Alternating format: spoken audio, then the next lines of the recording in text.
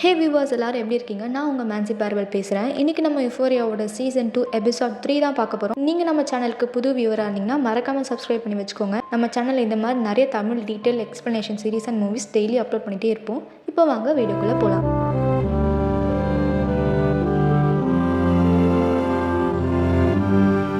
Episode 3 யார்கிட்ட start ஆகுதுன்னு பார்த்தீங்கன்னா நேட்டோட அப்பா கிட்ட தான் ஸ்டார்ட் ஆகுது. அதாவது நேட்டோட டீனேஜ் அப்பா, அவரோட ஃப்ளாஷ்பேக்ல தான் ஸ்டார்ட் ஆகுது. பார்க்கவே செம்ம ஹேண்ட்ஸமாக இருக்காரு நேட் மாதிரியே. அவருக்கு ஒரு பெஸ்ட் ஃப்ரெண்டும் இருக்காங்க, அவன் பேர் டேரக். நம்ம அவனை பெஸ்ட் ஃப்ரெண்ட்னே சொல்லிக்கலாம். ரெண்டு பேருமே ஒரே ஸ்கூல் தான் படிக்கிறாங்கன்னு ரொம்ப வெறித்தனமாக ரெஸ்லிங்லாம் பண்ணுவாங்க. என்னதான் ரெஸ்லிங் பண்ணி ஒருத்தரோட அடிச்சு மூஞ்ச உடச்சிக்கிட்டாலும் அவங்கள இணை பெரியாத டிகிரி தோசமாக தான் ஒருத்தர் விட்டு கொடுக்காம இருந்துட்டு இருப்பாங்க. அப்படி இருந்துட்டு இருக்கிறப்போ ஒரு நாள் என்ன ஆகுதுன்னா, நம்மளோட நேட்டோட அப்பா ஒரு பொண்ணை பார்க்குறாரு. அந்த பொண்ணு பேர் மார்ஷா. இந்த பொண்ணை பார்த்த உடனே பார்க்க கொஞ்சம் நல்லா இருக்கா, இவரும் பார்க்குறாரு, அந்த பொண்ணும் இவரை பார்க்குது. அவர் என்னதான் அந்த பொண்ணை பார்த்தாலும் அந்த பொண்ணை அவர் லவ் பண்ணல. ஏன்னா அவர் யார் லவ் பண்ணிட்டு இருக்காருன்னு பார்த்தா அவரோட பெஸ்ட் ஃப்ரெண்டான டேரக்கு தான் லவ் பண்ணிட்டு இருக்காரு. இது ஒருத்தவங்களுக்கு ஒரு மியூச்சுவல் அண்டர்ஸ்டாண்டிங் மாதிரியே இருந்தாலும் வெளியில் ரெண்டு பேருமே சொல்லிக்கவும் மாட்டாங்க. ஏன்னா இந்த காலத்துலேயே ஒரு கே லெஸ்பியன் சொல்கிறது அவ்வளோ கஷ்டமாக இருக்குன்னா, அந்த காலத்தில் அவ்வளோ கௌரவமான ஒரு குடும்பத்தில் அந்த மாதிரி ஒரு கல்ச்சர் அவ்வளோ வராமல் இருந்ததுனால அவர் தன்னோட ஐடென்டிட்டியை முடிஞ்ச அளவுக்கு மூடி மறைக்க தான் பார்த்தாரு. சொசைட்டியை ஒரு சாட்டிஸ்ஃபைட் பண்ணணும் அப்படின்றதுக்காக லவ் பண்ணுற மாதிரி பண்ண ஒரு பொண்ணு தான் மார்ஷா. இப்படியே நாட்கள் போயிட்டு இருக்கிறப்போ டேரக்கும் ஒரு பொண்ணை இன்ட்ரோ பண்ணுறாரு. இந்த மாதிரி நானும் அந்த பொண்ணை லவ் பண்ணுறேன் அப்படின்னு சொல்லி அவரும் ஒரு பொண்ணை இன்ட்ரோ பண்ணுறாரு.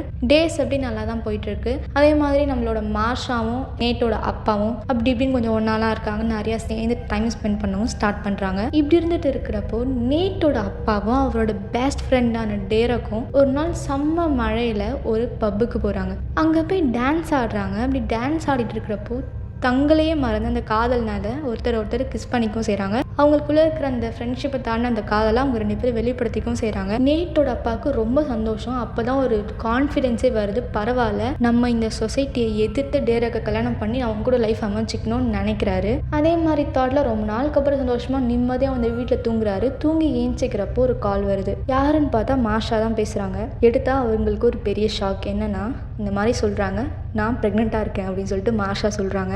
இவரால் நம்பவே முடியல. என்ன சொல்கிற மார்ஷா, உண்மையாவா? கரெக்ட் டெஸ்ட்லாம் எடுத்து பார்த்தியா அப்படின்னு சொல்லி கேட்குறப்போ எடுத்து பார்த்தா 3 முறைக்கு மேலே எடுத்து பார்த்தேன், பாசிட்டிவ் தான் காட்டுது, நம்ம சீக்கிரம் கல்யாணம் பண்ணிக்கணும் அப்படி சொல்லி மார்ஷா சொன்ன உடனே அவரும் ஓகே நாம கல்யாணம் பண்ணிக்கலாம் அப்படின்னு சொல்கிறாரு. இப்போ தான் தன்னோட பெஸ்ட் ஃப்ரெண்ட் கிட்டே ஓப்பன் அப் ஆகி இவ்வளோ தூரம் வந்த ஒரு கான்ஃபிடென்ஸோட வந்த மனுஷனை இப்படி இந்த பொண்ணு சொன்ன உடனே இப்படி இந்த பொண்ணு மாற்றிட்டு விட்டுட்டும் போயிட முடியாது அப்படின்றதுக்காக அவரோட அந்த வாழ்க்கையே மறைச்சு இவளை கல்யாணமும் பண்ணிக்கிறாரு. இப்படி பிறந்தவன் நேட்டு கிடையாது. நேட்டுக்கு முன்னாடி ஒருத்தர் இருக்கான், ஆரோன் அவனோட பேர். அதுக்கப்புறம் தான் நேட்டோட ஃபேமிலி ஃபோட்டோவில் 3 குட்டி பசங்க இருப்பாங்க. ஒன்று ஆரோன், இன்னொன்று நேட், இன்னொரு குட்டி பையன் யாருன்னு தெரியாது. அவன் ஒரு மிஸ்டீரியஸ் பாய்னு நம்ம சொல்லலாம். ஏன்னா அவன் யாருன்னு இப்போ வரைக்கும் யுஃபோரியா சீசனில் ரிவீல் பண்ணல. ஃபியூச்சர் எபிசோட்ஸில் வேணால் ரிவீல் பண்ண சான்சஸ் இருக்குது. ஸோ இதுதான் நேட் அப்பாவோட பேக் ஸ்டோரி. தான் ஆசைப்பட்ட லைஃப்பை வாழ முடியாமல் தனக்கு பிடிக்காத ஒரு லைஃப்பை கஷ்டப்பட்டு வாழ்ந்துக்கிட்டு தன்னோட ஐடென்டிட்டியை பசங்களுக்கும் ஃபேமிலிக்கும் தெரியக்கூடாதுன்ற மாதிரி கஷ்டப்பட்டு மறைச்சிக்கிட்டு இத்தனை வருஷம் வாழ்ந்துட்டு வந்துட்டாரு. அவர் பண்ண அந்த ஒரு சின்ன தப்பு, ஜூல்ஸ் கூட அந்த மாதிரி இருந்ததுனால எனக்கு அவர் கேட்பாரு ஜூல்ஸோட வயசு என்னன்னு சொல்லிட்டு அவ 21ன்னு சொல்லுவா. அதனால தான் அந்த மாதிரி இருந்திருப்பாரு. அது எப்படியோ நேட்டுக்கு தெரிய வந்து இப்போ இவ்வளோ பெரிய ஒரு காம்ப்ளிகேஷன் ஆகிடுச்சு. இதுக்கான பேக் ஸ்டோரி தான் நேட்டோட அப்பாவோட ஃப்ளாஷ்பேக். ஸோ இங்கே தான் நமக்கு யுஃபோரியான் டைட்டிலும் போடுறாங்க. அடுத்த ஃப்ரேமில் நம்மளோட தலைவி ரூவை காட்டுறாங்க. தலைவி பயங்கரமாக டான்ஸ் ஆடிட்டு இருக்காங்க. ஆனால் எந்த பாட்டும் ஓடலாம். அவங்க மண்டைக்குள் ஓடிட்டு இருக்கிற அந்த பாட்டுக்கு அவங்க பயங்கரமாக டான்ஸ் ஆடிட்டு இருக்காங்க. இதை ஜியா பார்க்குறா. ஜியாவுக்கு பார்த்த உடனே தெரிஞ்சிருச்சு அக்கா ரீலாப்ஸ் ஆகிட்டா, திருப்பி பழைய மாதிரி மாறிட்டா அப்படின்னு சொல்லிட்டு அவள் கேட்டாலும் ஜியா கிட்ட அப்படிலாம் இல்லை, நான் அந்த மாதிரி எதுவுமே பண்ணலைன்னு போய் சொல்கிறா. இருந்தாலும் ஜியா நோண்டி கேட்கவும் அவள் ஒத்துக்கிறா. ஆனால் அந்த அளவுக்கு நான் போதைப் பொருள்லாம் எடுக்கிறேன்ற அளவுக்கு ஒத்துக்கலாமல் நான் ஜஸ்ட் கஞ்சா மட்டும் அடிக்கிறேன், வீட்ஸ் மட்டும் எடுக்கிறேன், அந்த அளவுக்கு நான் போகல அப்படின்னு சொல்லிட்டு போய் சொல்கிறா. ஆனால் வீட்ஸ் எடுக்கிறேன்னு சொன்னதை கேட்ட உடனே ஜியாவுக்கு செம்மையாக கோவம் வருது. நீ என்ன இவ்வளோ செல்ஃபிஷாக இருக்க ரூ, நீ எப்பவுமே உன்னை பற்றி மட்டும் தான் யோசிப்பியா அப்படின்னு சொல்லி பயங்கரமாக அவளை போட்டு கத்துறா. ஆனால் ரூ சொல்கிறா, தயவு செஞ்சு என் நிலைமையை புரிஞ்சுக்கோ, என்னால் கம்ப்ளீட்டாக விட முடியல, எனக்கு அதனால் பேனிக் அட்டாக் மாதிரிலாம் வருது, அதனால நான் இதை கொஞ்சம் எடுக்கிறேன், ப்ளீஸ் அம்மா கிட்ட சொல்லிடாது, நான் இதை மட்டும் தான் எடுப்பேன், இதை தாண்டி நான் வேறு எதுவுமே எடுக்க மாட்டேன்னு சொல்லவும் ஜியாவும் நம்பி ப்ராமிஸ் கேட்குறா. வீட்டில் தவிர வேறு எதுவுமே எடுக்கக்கூடாது அப்படின்னு சொல்லி ப்ராமிஸ் கேட்கவும் ரூவும் சத்தியமாக இதை தவிர வேறு எதுவும் எடுக்க மாட்டேன்னு அவகிட்ட போய் சத்தியமும் பண்ணுறா. அங்கே கட் பண்ணால் அடுத்த ஃப்ரேமில் நமக்கு லெக்ஸி ஹாவார்டை காட்டுறாங்க. இந்த ஹோல் யுஃபோரியா சீரீஸ்லேயே எனக்கு ரொம்ப பிடிச்ச ரிலேட்டபிள் பண்ணிக்கக்கூடிய ஒரு கேரக்டர்னா அது நான் லெக்ஸியை தான் சொல்லுவேன். ரொம்ப எனக்கு பர்சனலாக எனக்கு ரொம்ப ரிலேட்டபிளாக இருக்கும் உங்களோட கேரக்டர். அதே மாதிரி உங்களுக்கு எது ரொம்ப பர்சனல் ஃபேவரட் அப்படின்னு சொல்லிட்டு கமெண்ட்டில் சொல்லுங்கள். So back to the story. So Lexi என்ன பண்ணுறா அப்படின்னா பிரின்சிபல் கிட்ட போயிட்டு, சார் நான் இந்த மாதிரி ஒரு ட்ராமா ஸ்டேஜ் ப்ரோக்ராம் பண்ணலான்னு இருக்கேன், அதுக்கு உங்களோட பெர்மிஷன் வேணும்னு சொல்லி கேட்குறாங்க. பிரின்சிபலும் கேட்குறாங்க என்ன மாதிரி ட்ராமா பண்ண போறீங்கன்னு சொல்லி கேட்குறப்போ லெக்ஸி என்ன சொல்கிறான்னா, நம்ம ஸ்கூல்லேயே கொஞ்சம் இந்த ஃபேமஸ் பீப்புளெலாம் இருக்காங்க சார், ஸோ அவங்கள வச்சு ஒரு ஸ்பூஃப் மாதிரி பண்ண போகிறேன், இதுக்கு உங்களோட பெர்மிஷன் வேணும் ப்ளீஸ் அப்படி சொல்லி கேட்கவும், ஓகே நீங்கள் தான் டைரக்ட் பண்ண போறீங்கன்னு சொல்லி கேட்கவும், ஆமாம் சார் அப்படின்னு சொன்னோன்னே ஓகே பெர்மிஷன் கிராண்ட்னு சொல்கிறாங்க. இவளுக்கும் ரொம்ப சந்தோஷமாயிடுது. லெக்ஸி எப்படிப்பட்ட பொண்ணுனா, லெக்ஸி வந்து ஒரு கிரேட் அப்சர்வர். நடக்கிற அந்த ஒரு விஷயத்த அவள் அங்கேருந்து பார்க்காம அவள் அங்கேருந்து வெளியில இருந்து ஒரு படம் பார்க்குற மாதிரி தன்னோட வாழ்க்கையே ஒரு படமாக இருந்தால் எப்படி இருக்கும் அப்படின்ற மாதிரி யோசிக்கக்கூடிய ஒரு பொண்ணு தான் லெக்ஸி ஹவர்ட். அதே மாதிரி ரொம்ப இன்ட்ரோவர்ட்டும் கூட. பிரின்சிபல் பெர்மிஷன் கொடுத்த உடனே லெக்ஸிக்கு பயங்கரமான சந்தோஷம். பகலாக உட்காந்து ஸ்கிரிப்ட் எழுத ஆரம்பிக்கிறா. காலையில் 4 மணிக்கெலாம் ஏஞ்சி ஸ்கிரிப்ட் எழுதிட்டு இருக்கா. இந்த சைடு பார்த்தா அவள் அக்காக்காரி காலையில் அலாம் வச்சு 4 மணிக்கு ஏஞ்சிக்கிறா. ஏஞ்சி 7 மணி வரைக்கும் பாத்ரூம்குள்ளேயே உட்காந்து ரெடி ஆகிட்டு இருக்கா ஸ்கூல் போகிறதுக்காக. 3 மணி நேரமாக லிட்டரலாக மேக்கப் பண்ணிருக்கா. எதுக்காக அப்படின்னா நேட்டை இம்ப்ரெஸ் பண்ணுறதுக்காக. பயங்கரமாக மேக்கப்லாம் பண்ணிவிட்டு அவனுக்கு ஆப்போசிட்டில் நடந்து போயிருக்கா. இந்த சீனை நீங்கள் நிறையா வீடியோஸில் பார்த்துருப்பீங்க. ஸோ அதே மாதிரி அவன் நடந்து போகிறா.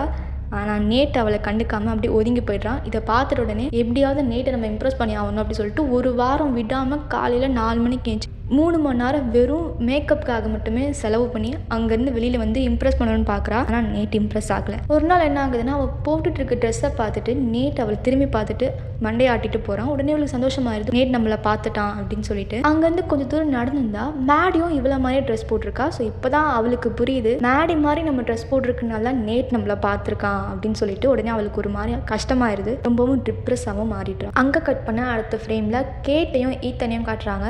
ஈத்தன் வந்து கேட்டை டேட் பண்ணுறதோடு நிறுத்தாமல் அவளை கல்யாணம் பண்ணிக்கணுன்ற அளவுக்கு யோசிச்சு கேட்டை தன்னோட பேரண்ட்ஸ் கிட்டே இன்ட்ரோ பண்ணுவான். ஆனால் அந்த கேட்டோ லூஸ் மாதிரி அவங்க பேரண்ட்ஸ் கிட்ட பேசிடும். அவங்க அம்மா கேட்பாங்க, ஓகே கேட்டு உன்னை பற்றி சொல்லு அப்படி சொல்லி கேட்பாங்க.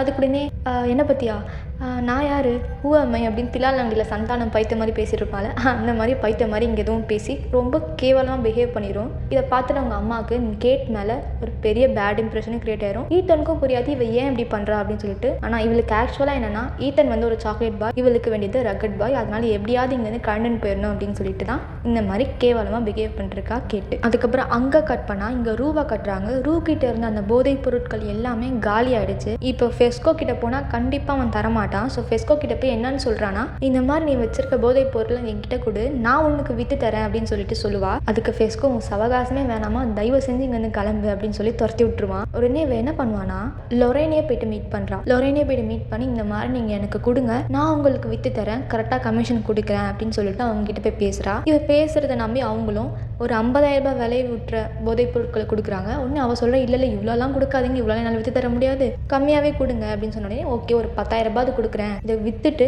கரெக்டாக கமிஷன் எனக்கு மாதம் மாதம் கொடுக்குற வழியை பாரு, நான் பார்க்க சும்மா ஆன்டி மாதிரி இருக்கேன் அப்படின்றதுக்காக என்கிட்ட விளையாடுற வேலை வச்சுக்காத, நீ மட்டும் ஒழுங்காக எனக்கு கமிஷன் கொடுக்கலனா இன்னும் யார்கிட்டயாவது கூப்பிட்டு போயிட்டு விற்றுருவேன் அப்படின்னு சொல்லி மிரட்டி அனுப்புகிறாங்க. இவ்வளோ இல்லை கரெக்டாக நான் உங்களுக்கு கமிஷன் கொடுத்துருவேன் அப்படின்னு சொல்லிட்டு அந்த சூட் கேஸை வாங்கிட்டு சைக்கிள் ஓட்டிட்டு சீனாக வரா. இந்த சீனை நீங்கள் நிறையா எடிட்ஸில் பார்த்துருப்பீங்க. உண்மையாகவே இந்த ஃப்ரேம் சூப்பராக இருக்கும். அதுக்கப்புறம் அங்கே கட் பண்ணால் நமக்கு நம்மளோட நேட்டோட அப்பாவை காட்டுறாங்க. காருக்குள்ளே உட்காந்துட்டு ஒரு வீடை வெறிக்க பார்த்துட்டு இருக்காரு. யாரோட வீடுன்னு பார்த்தா ஃபெஸ்கோவோட வீடு. வெறிக்க பார்த்துட்டு இருக்க உடனே ஃபெஸ்கோவோட தம்பி உள்ளேருந்து வெளியில் வந்து அவங்க அப்பாவை அடித்து உள்ளே இழுத்துட்டு போகிறான். அவங்க அண்ணன்ட்ட சொல்கிறான், இந்த ஆள் யாருன்னே தெரில, காலையிலேருந்து நம்ம வீட்டை நோட்டம் விட்டுட்டு இருக்கான், என்னன்னு கேளு அப்படின்னு சொல்லிட்டு ஃபெஸ்கோ கிட்ட சொல்லவும், ஃபெஸ்கோ சொல்கிறாரு, நீங்கள் நேட்டோட அப்பா தானே, எதுக்காக என் வீட்டை வெறிக்க பார்த்துட்டு இருந்தீங்கன்னு சொல்லி கேட்கவும், அவர் என்ன சொல்கிறாருன்னா, உங்ககிட்ட தானே அந்த கேசட் இருக்குது, தயவு செஞ்சு அந்த கேசட்டை என்கிட்ட போட்டு நான் அமைதியாக இங்கேருந்து போயிடுறேன் அப்படின்னு சொல்லிட்டு அவர் சொல்கிறாரு.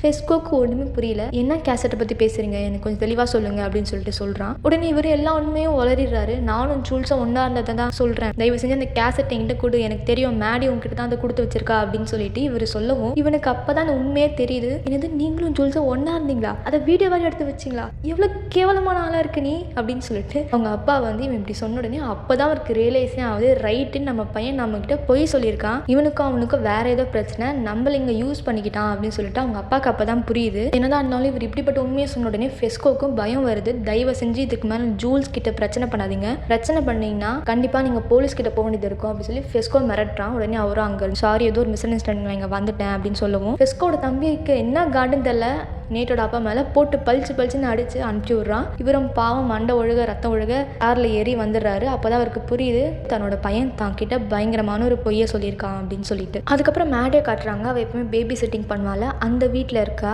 அப்போ அந்த வீட்டில் யாருமே இல்லை. அப்போ அவள் டோரை ஓப்பன் பண்ணுறா. யாரோ ஃப்ளவர்ஸ் எடுத்துகிட்டு போகிறாங்க. யாருன்னு பார்த்தா நேட்டு. டோரும் க்ளோஸ் ஆகுது. நேட்டுக்கு நல்லா தெரியும் சிடி இப்போ அவகிட்ட தான் இருக்குது அப்படின்னு சொல்லிட்டு. இப்போ அவள் என்ன பண்ண போகிறான்னு தெரியல.